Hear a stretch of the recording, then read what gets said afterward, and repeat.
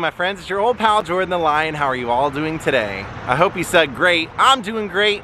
Today we have a wacky vlog. I have wanted to do this for a couple of weeks since I found a video of Dutch Mantel telling this story. I couldn't believe it. We're actually in Nashville and we are going to a Waffle House today. I'm gonna eat breakfast, but we're gonna talk about a story that Dutch Mantel told, and I thought this is insane. But then when he tells the story, he says, and the next day it was in the papers. So I found the actual article about Randy Savage, the Macho Man, getting into a knife fight at Waffle House over a wedding and having to be subdued by 3 police officers and a canine unit. Daze with Jordan the Lion. It begins right now. This is such a crazy story because like Macho Man's anger was legendary and this is just one instance of it. So here's the scene of our crime. The Waffle House right off of Harding. This is the one, baby. Macho Man had a rough night here one night. Apparently it was after the matches. He was the NWA Mid-American Heavyweight Champion at the time. And he and Dutch Mantel came here after to get a bite to eat. Now, Randy was known for being very high strung, and from what Dutch said, he said, you know, we were really hungry, man. We had had a long night, and, you know, we came in here to get a bite to eat. We're sitting down in a booth, and a guy comes in and starts saying that they got married. And Randy says, who gives a shit? Well, apparently this guy that came in, he was one of the employees here, and he was coming in to tell all of his coworkers that he, you know, that he got married. So he was excited. And so the waitress that was just getting ready to take Randy and Dutch's order, all of a sudden runs over to give him a hug and everything, and that's what set Randy off. You know, he wanted to place his order. He was hungry. He didn't care about this stuff. So let's go inside and I'll tell you what ended up happening. So here we are. Randy was at one end. They said he was sitting down at the end of the bar, and the other guy was about where we are and was yelling to the staff that he just asked her to marry him and that they went and got married. And that's when Randy said, who gives a shit? Who cares what you've done? And the guy said, well, you better care what I've done. I work here. Randy said, well, I don't. So they end up this guy starts going towards Randy, and they start going after each other right here in the middle of the restaurant. And apparently Randy slipped and fell when they started going after each other to fight. Fell on the floor. So once Randy slipped and fell on the floor, the other guy came after him and he fell on top of him. They started fighting and swinging at each other, and they both were swinging and missing. So their friends came and started pulling them apart. Well, they ended up getting pulled apart for a short time, and then apparently before Randy could even get back to his seat, the other guy grabbed a knife off the table, and then Randy grabbed a butter knife, and they start squaring off with knives.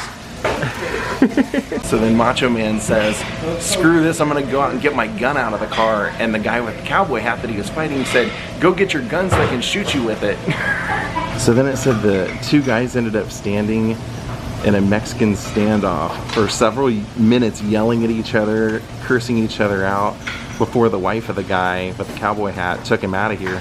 And Randy was still all worked up. So then the cops end up showing up because they got a report of a disturbance, and Randy won't calm down. So they try and arrest Randy Savage, and he says, I'm not gonna go with you. He's the one that started the fight. And they said, Randy, we're not arresting you for that. We're arresting you for what you're doing now and what you've been doing since we got here. So then it was said nobody actually saw Randy Savage hit anyone, like any of the police officers when they came in, but he was fighting and struggling when they were trying to arrest him and pushing him off. So then they called the canine unit in, and when the canine came in, Randy kicked him, pushed at the dog, so the dog ended up biting Randy. So when they finally subdued him, they had to take him to the hospital, and he refused to be treated for the dog wounds. The officer said that several times they tried to subdue him, tried to tell him to stop, and he wouldn't stop. So finally when the police dogs came in and subdued him, they said they actually had to also mace him. But they said he's an agitated guy. They knew him from working wrestling events. Like the cops would off-duty work those events, so they knew he's agitated normally anyway. Now after all that, he ended up being charged with 1 count of assault and battery. And it's funny because if you read the article, it tells you how indicative of the times it is, where the officer said, hey, you know, we've been hit before, none of us were seriously injured, no big deal. They put him in jail. He ended up paying a $1,000 bond, and then they didn't have a follow-up to what happened from there, but he didn't end up in prison, so. And my breakfast is served.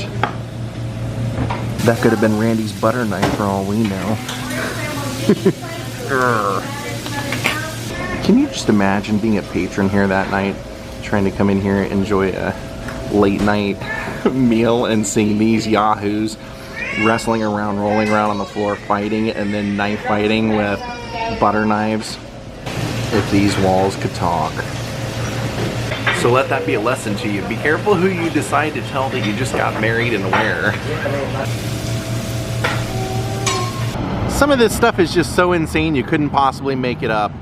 Funny thing is, when Dutch Mantel tells the story, he says, you know, once the fight was broken up and everything, he got the hell out of there. He said he knew the cops were coming. He got out of there. Randy refused to leave. He wanted to eat. He said the only thing that Randy was really mad about that night in the end was that Dutch left him. So there you go. What a wacky story. I don't care about your damn wedding. I just want my bacon and eggs. Oh yeah, dig it. I think what made me laugh the hardest when I read about this was the quote from the police department where they said, we've dealt with Randy before and he's always pretty hyperactive. That would definitely be one way of putting it. We've hit the border, Tennessee, Alabama.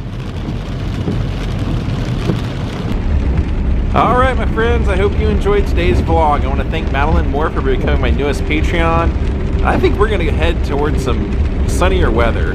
Thank you all for watching. If you're new here, please subscribe, please hit the like button, and we'll see you all next time. Have a great night. Goodbye.